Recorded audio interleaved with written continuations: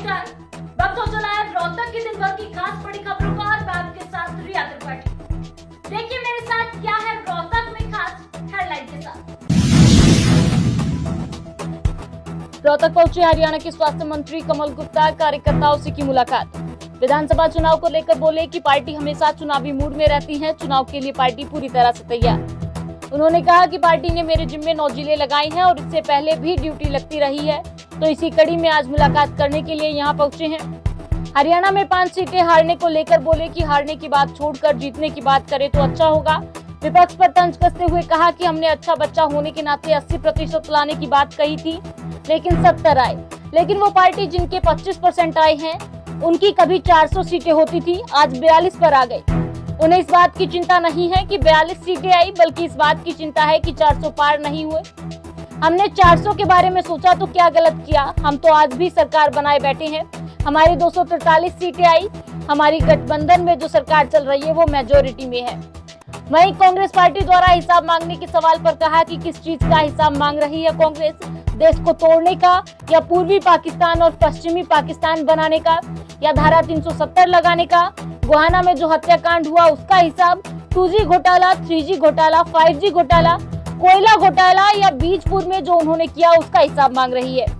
यह तो वही काम है कि शीशे के घर में रहने वाले सीमेंट के घर पर पत्थर मार रहे हैं। वहीं स्वास्थ्य मंत्री ने एनएचएम कर्मचारियों की हड़ताल को लेकर भी कहा। वो बोले कि कई मांगों पर सहमति बन चुकी है, 1-2 मांगे हैं, उन पर भी जल्द सहमति बन जाएगी। मैं उनसे यह कहना चाहता हूं कि वैसे स्ट्राइक का रास्ता छोड़े। रोहतक पहुंचे आम आदमी पार्टी के पूर्व राज्यसभा सांसद एवं प्रदेश अध्यक्ष सुशील गुप्ता। जन आशीर्वाद सभा एवं स्वागत समारोह कार्यक्रम में की शिरकत। इस दौरान सैकड़ों की संख्या में लोगों ने आम आदमी पार्टी का दामन थामा। आगामी विधानसभा चुनाव को लेकर कार्यकर्ताओं से फीडबैक लिया। उन्होंने कहा कि आगामी विधानसभा चुनाव में आम आदमी पार्टी हरियाणा की 90 की 90 सीटों पर चुनाव लड़ेगी। आम आदमी पार्टी केजरीवाल की 5 गारंटी लेकर आई है, यह बीजेपी और कांग्रेस पार्टी की गारंटी की तरह नहीं है। उन्होंने कहा कि हरियाणा के लोग केजरीवाल की गारंटी पर भरोसा कर रहे हैं।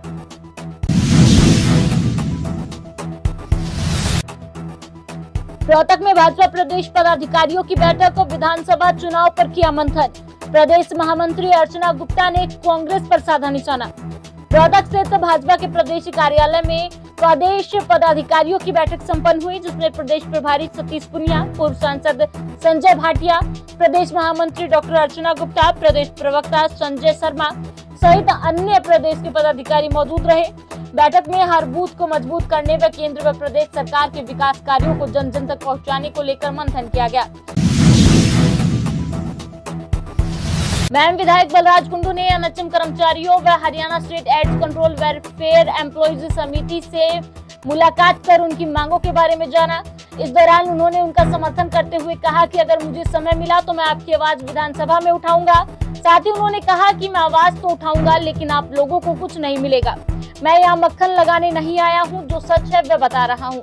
इस दौरान उन्होंने मौजूदा भाजपा सरकार समेत कांग्रेस, इनेलो व जसपा पर भी निशाना साधा।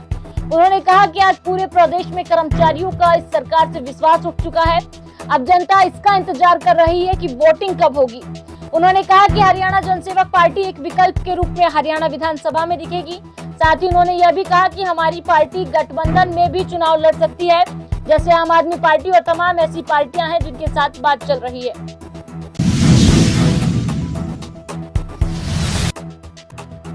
एनएचएम कर्मचारियों की हड़ताल 7वें दिन भी रही जारी। रेगुलाइजेशन और जॉब सिक्योरिटी की कर रहे हैं मांग। एनएचएम कर्मचारियों का कहना, जब तक हमारी मांगे नहीं मानी जाती तब तक हड़ताल रहेगी जारी। वहीं स्वास्थ्य मंत्री द्वारा जल्द मांगों पर सहमति बनाने की बात और एनएचएम कर्मचारियों को स्ट्राइक का रास्ता छोड़ने के सवाल पर कहा, सरकार जब तक लिखित में हमें आश्वासन नहीं देती तब तक हमारी हड़ताल जारी रहेगी। अगर सरकार हमारी मांगों को मान लेती है तो हम हजारों की संख्या में उनका धन्यवाद करने के लिए धन्यवादी दौरा निकालेंगे। अगर सरकार हमारी मांगे नहीं मानती है तो इसका विपरीत प्रभाव विधानसभा चुनाव में देखने को मिलेगा। एनएचएम कर्मचारियों के बाद अब Haryana state AIDS control welfare employees society भी धरने की राह पर 3 दिवसीय धरने का किया ऐलान। एनएचएम कर्मचारियों की तर्ज पर सर्विस बायलॉज व सुविधा मिलने की बात को लेकर कर रहे हैं प्रदर्शन। कर्मचारी नेताओं ने कहा कि जब हरियाणा एक और हरियाणवी एक और कर्मचारी भी हरियाणा के एक ही हैं, तो हमारे साथ ये भेदभाव क्यों हो रहा है। Haryana state AIDS control welfare employees society ने आज विधायक बलराज कुंडू को भी अपनी मांगों का मांग पत्र सौंपा।